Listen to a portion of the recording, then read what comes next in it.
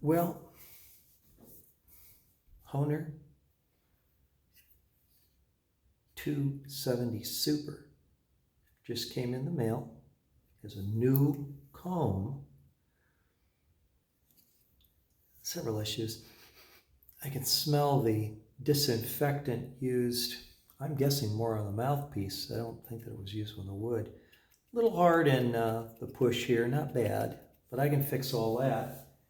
Mainly what I want to be doing is to take and making a slider. This one was made for this Super.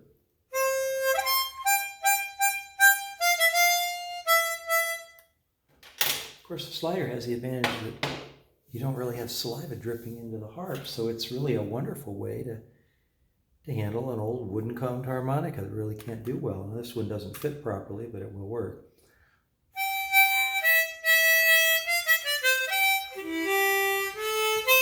It doesn't, like I say, it wasn't made for this one, but close enough to just do that little thing. So what I'm going to do is customize this now.